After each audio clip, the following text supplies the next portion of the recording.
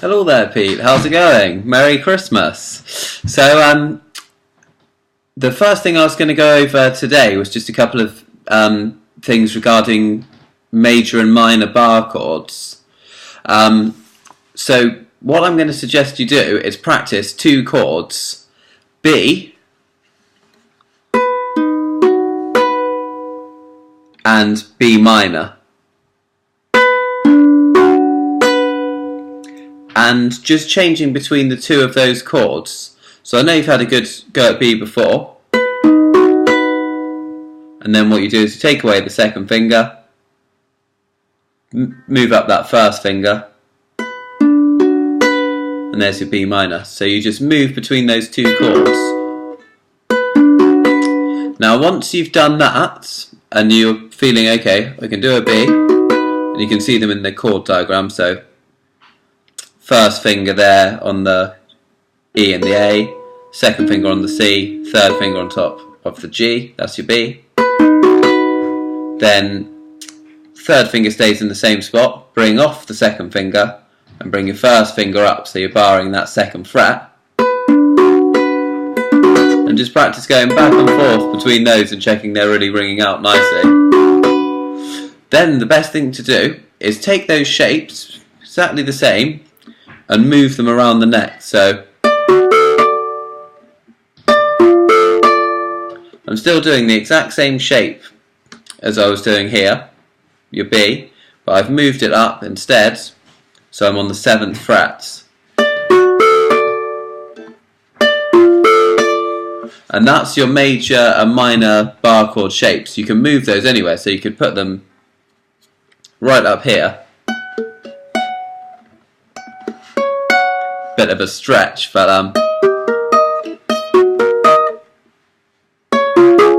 anywhere on the neck, that's your major and minor shapes. So that may seem a little bit confusing. If it does, just send me over a message, but the main thing I'm trying to get across with that is practice your B and your B minor, and if you've got those, you can do the same thing anywhere else on the neck.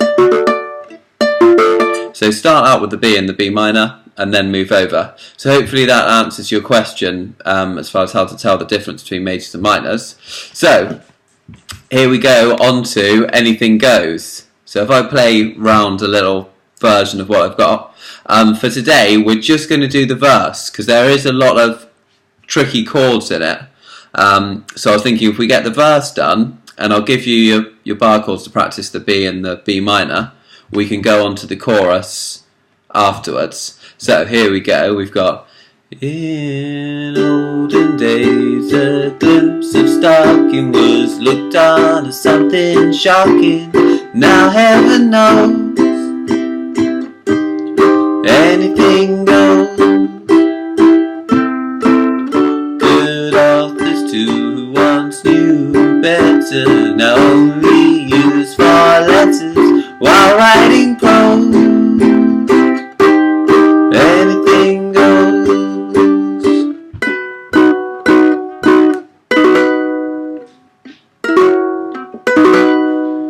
Okay, cool. So if I go through just that verse part, because there's quite a bit going on there already, the kind of chorusy bit that comes after that, the world has gone mad today and good's bad today. Da, da, da, da. We'll add that on afterwards because that's all bar chords and tricky chords. So we'll get the verse sorted first and then we can do that chorus afterwards if you like. Or it might be you're happy just going around the verse. Let me know. So in the pictures I've sent across, you'll see there's four new chords to practice as well as your B and your B minor. So you've got G6. We'll start with that one because that's nice and easy. I think we might have even possibly used that. Yes, we had the very similar one in when I'm cleaning windows. Nice and easy. This is the G6. There's your normal G. Take away the third finger, and that's your G6. So your normal G chord that you've done lots before. Just take away the third finger. So instead of your third finger being on the 3rd fret on the E, you've now just got an open E instead. So that's G6. C minor. Now this is the one that's going to be new and a bit tricky. So it's a bar chord using your first finger, and you hold down the C, E and A strings on the 3rd fret. And if you bring your hands kind of down like this, so your thumb's almost at the back, you can pinch on, and all you're doing is open G, but you're holding down all 3 strings, C, E, A, all on the 3rd fret. And the good thing to practice is going from C to C minor. So you'd go back to G. So C, C minor, G. And that's what makes up the really nice part in this song. Now heaven knows. There's the C, C minor, anything goes, back to the G. So that's your C minor. E minor 7, again, you know your E minor, I think we've done this one before, but I'll just go through it again. There's your normal E minor, 3rd fret, 3rd finger, 4th frets, and then that's on the 2nd finger, 3rd frets, on the E, and 1st finger there on the bottom string. So you've got, that's your normal E minor. All we're going to do is take off that 2nd finger, so again you've got that open E string. Cool. And now here comes the I think the trickiest one, and it's an F sharp 7. So I think we've done F sharp minor before, but yeah, this one's going to be a bit different. So the way you do it, you get your 2nd finger on the 3rd fret. You then put your 3rd finger, and that's on the G, top string. So 2nd finger, G string, 3rd fret. Then your 3rd finger comes on the C, on the C string. And you've got your 1st finger, 2nd fret on the E, and your 4th finger on the A. So it's a bit hard to see my hand there, but that's what it should be sounding like. So you know we've done E7 before in the blues and that kind of thing. Usually we do that like this, with our 1st, 2nd and 3rd finger.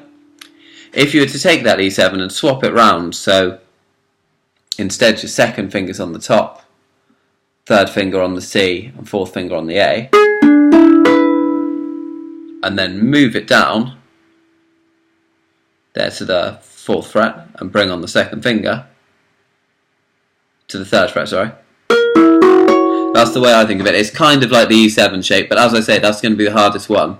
So when you're starting Anything Goes, practice through those 4 chords. Okay, I can do my G6, I can do my C minor, I can do my A minor 7, and then you got the tricky one, F sharp 7. Okay, now the first, so we're going to go round the verse, and I'll just talk you through it as we go. So there's lots of different versions online I've found, but the original, so who was it? So Cole Porter, I think I found the original version, and in that the strumming you've got a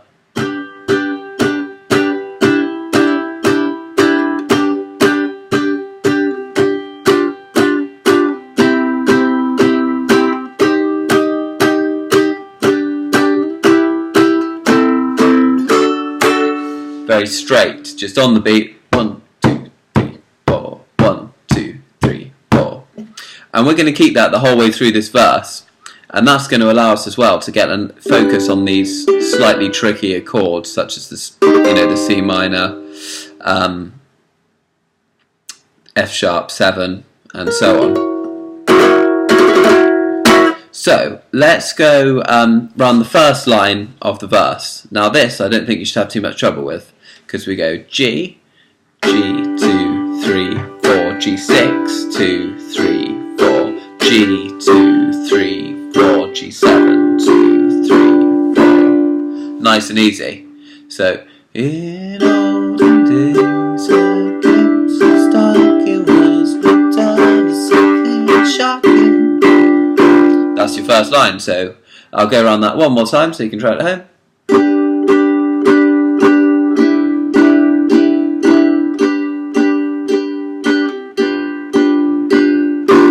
First line, not too much problem. Now the second line, we do a bar of C. Now here's where it gets a little bit trickier. We're going to swap from our third finger there on the C to our C minor. So playing that bar chord there. So that's probably the one when you were looking at the video thinking, oh, what's that one? That looks a bit funny. That's the C minor. So from the start of the second line, we've got C to C minor.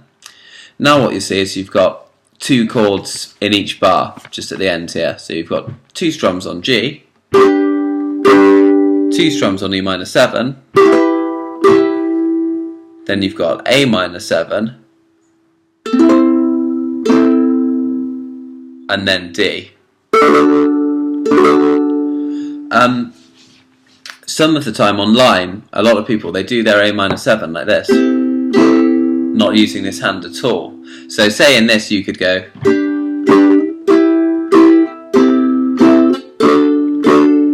and it doesn't sound too dissimilar to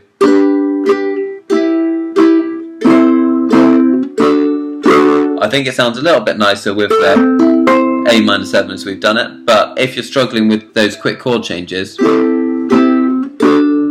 you can do A minor 7 without using this hand. So it's up to you whichever one you want to do. So I'll go through that last line. You've got your bar of C, bar of C minor, then you go G to E minor 7 to A minor 7 to D to. So I'll go around the whole verse and I'll play it slowly, and while you're at home, sort of play this little bit back and see if you can play around to it. So we've got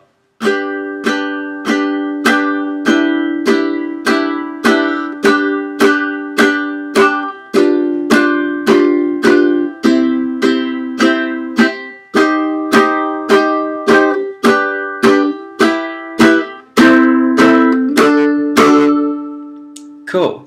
So I'll go around it one more time. In olden days, a glimpse of stalking was looked on as something shocking. Now heaven knows anything goes. Nice, and that's really going to be the main thing you're going to practice, because the second part of the verse is exactly the same as you see. So, in words when two should know better. Now, should know better. Now only use for letters when writing prose. Anything goes. And this is where it changes. After that second C minor, you do a full bar of G. Now here comes in the tricky one. F sharp 7, and then what I've written on the music is to finish on a B, because what happens in the chorus, if we do get around to doing the chorus, it's a lot of changing between B and F sharp 7. So if I go around the second part of the verse again, you'll have G, G6, G, G7, C, C minor, G for a whole bar, then over to the F sharp, finish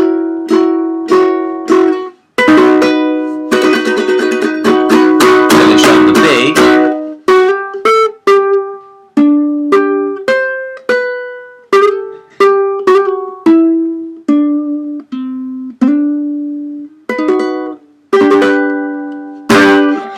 something like that. Yeah, and yeah, that. I think that will keep you busy for today. I looked at the chorus, but I think where this has got the C minor and got a few tricky extra bits in, that should keep you going for now, practice-wise. Get that really good, and then let me know if if you're happy with that. We can leave it at that. If you wanted to go on to the